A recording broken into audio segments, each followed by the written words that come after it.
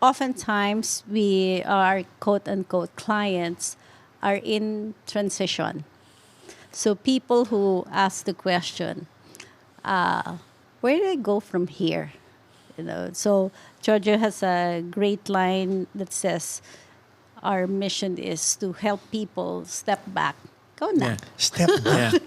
Yeah.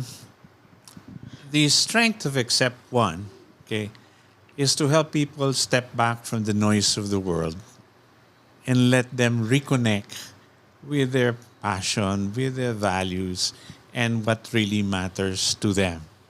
And then help them transition in their entry back to the world.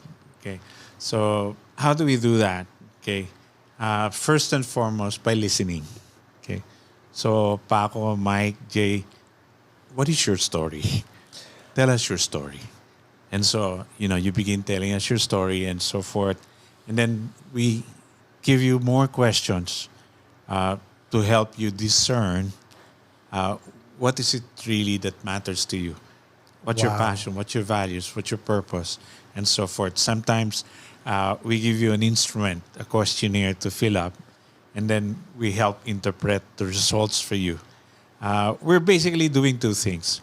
Holding up a mirror to you Yes. and say, this is what's happening. Okay. Do you see it now? Okay. And the other one is help them with alternatives. So now that you see this is happening, what are you going to do? Yeah. Yeah. And the thing is that often the misconception about coaching is that coaches tell. No, actually, we don't tell you what to do. We help you make choices that's right for you. So it's echoing what you're actually saying, or for us to actually hold, Jojo mentioned, hold that mirror and said, is this what you're saying? And then he said, oh. And then, in fact, we had a funny story about that. It says, when we phrase something so appropriately, perfectly, and sometimes it's often Jojo who puts this language so beautifully. And then he did that for more than one client. But one client said, ay, oo, ang ganda niyan. So, ano pang sinabi ko? So, what else did I say? You had put it so beautifully. What else did I say? Could you write it down for me? Because basically you're just regurgitating what the client actually said. In a way that connects. In a way that Yeah. says, okay, take away all of the fluff. defenses, the excuses and Yeah. all. Is this what you're saying? And when they say yes, let's say, okay. And then they say, oh, that's what I mean. It's not what I said, but that's exactly what I mean. Yeah. It's helping the client articulate, if you will, Yes. what they already have inside of them and what they can't say. Yes. Either they don't have the language for it or they're afraid Yes. to say it. And so you bring it out in the open and they could confirm it. They could invalidate it if they're still afraid or you don't get it right. But there's this dialogue that happens which gives them a safe space to say or to admit what they couldn't say in the first place. Yeah, in a sense, That's so true. Yeah, no? creating the context for people to have the courage to choose to be who they were really meant to be. Like a while ago. And on the way here to the studio, from the conversation we had at dinner up to now, while we were walking, me and Michael, while we were walking to the car, we felt a sense of validation based on what both of you had said. Na, oo nga, no? It's our edge. It's because the context is we were talking about, are we too narcissistic? Are we too bravado? Are we too upfront? So we're dialing it down. We're going back, feet on the ground. But the reality is that was the edge that allowed us to do what we were able to do.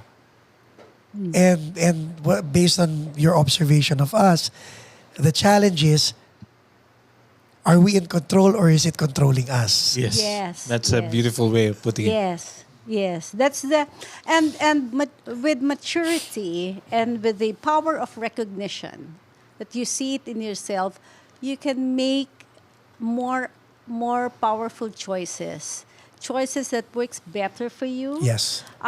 Because um, talents are the same way.